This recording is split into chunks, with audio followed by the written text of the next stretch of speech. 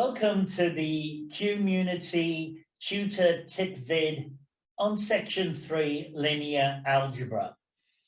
And what I'm going to do is I'm going to take a 3x2 matrix and I'm going to multiply it, if I can, by a second matrix, which is a 2x2, and then I'm going to multiply together and see what the resulting matrix is. But the questions are, can we multiply them together? What will be the dimensions of the result? And how do we multiply them together? Well, let me tell you now. Okay, well, let's see whether we can multiply the matrices together. So we've got 1, 3, 5, 2, 4, 6 by 7, 8, 9, 0. Well, the first thing we have to remember is the dimensions of a matrix, rows and columns, which comes first? And the answer is it's rows first by columns. How do I know this? Well, here's a trick for me. You may well forget it, but my name is Darcy. And as you can see, the R comes before the C in Darcy. Isn't that clever? This then is rows before columns. This is a 3x2, and this is a 2x2 matrix. 2 rows by 2 columns. And when we write, I always write it out like this, although I'm used to doing it now.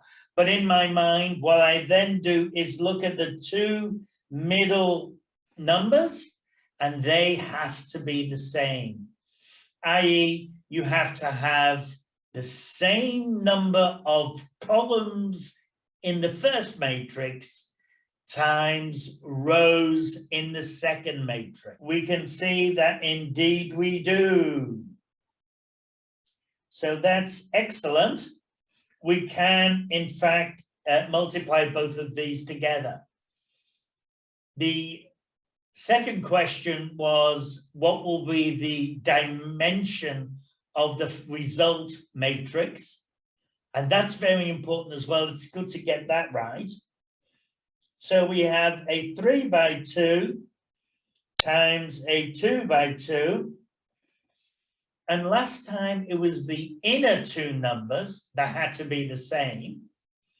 But now for the dimensions, it's the outer 2 numbers. They don't have to be the same, but that means we are going to finish up with a 3x2. Now let's do the multiplication. Well, I'm going to have it here as a 3x2. I know I'm going to fill out the 3x2. And the way we do the multiplication is we multiply the first row by the first column. So this equals 1 times 7 plus 2 times 9. And that is 25, and that goes in the first column. So we've got 25 here. Now we're going to multiply the 2 in the middle by the first column. So that's 3 by 7, 4 by 9, 21, 36, 57. And that means I can put 57 in here.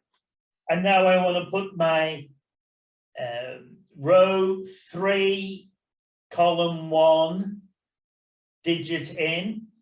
And that equals these 2 by the first row, 5 times 7, 6 times 9, 35, 54, 89.